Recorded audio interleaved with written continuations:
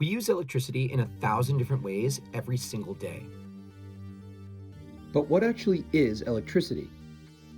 I'm George, I'm a middle school science teacher, and if you give me just 3 minutes of your time, I'll tell you. To answer our question, let's quickly jump back to basics. The universe that we live in operates on certain rules. In physics, we use math to study these rules and to explain why things are the way they are. The more complex the thing you're trying to explain, the more rules are involved, and the more math gets factored in. But what is all this math based on? What if I told you that all the physics in our entire universe was based on just 4 simple rules? What? Physicists call these the 4 fundamental forces, and there really is no explanation for why they exist.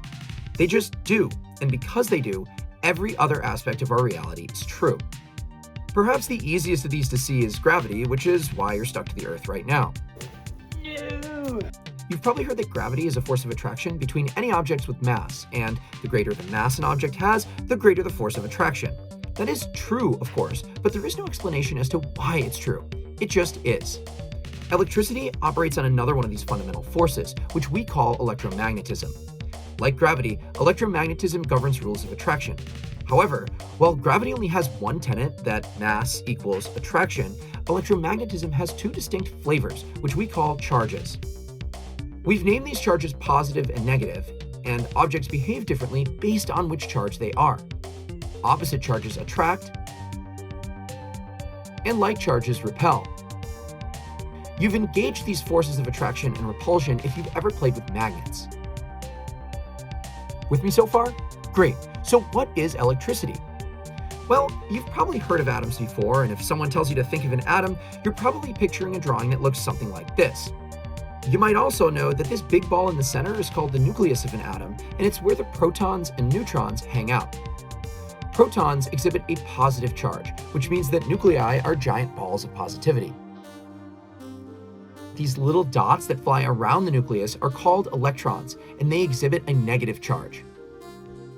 Kind of like how the Earth holds the moon in orbit with gravity, the positive-negative attraction of charges holds electrons in orbit around the nucleus of an atom. And, like the moon around the Earth, the electrons aren't actually attached to the nucleus that they orbit. This part is super important because, with some force, electrons can be kicked out of their orbitals and moved to other atoms. And the movement of these electrons is what we call electricity. Oh my god, yay! Kicking electrons out of their orbitals can be done as simply as just rubbing atoms together, and this is actually how we generate static electricity. Humanity's been studying static electricity since ancient times. The bigger question comes when you try to control electricity, direct it, and use it to do extraordinary things on command. Hey Siri, do literally anything useful. Sorry, I don't understand that. So how do we control electricity? Well, not all nuclei hold their electrons with the same strength. Metal nuclei are particularly bad at holding onto electrons. And moving an electron from one metal atom to another causes a domino effect of electron movement in the surrounding metal atoms. This flow of electrons through atoms is what we call electrical current, and it's what we think of when we think of electricity. By cutting the metal into wires, we can guide this electricity, forcing the current to travel in the direction we want it to go.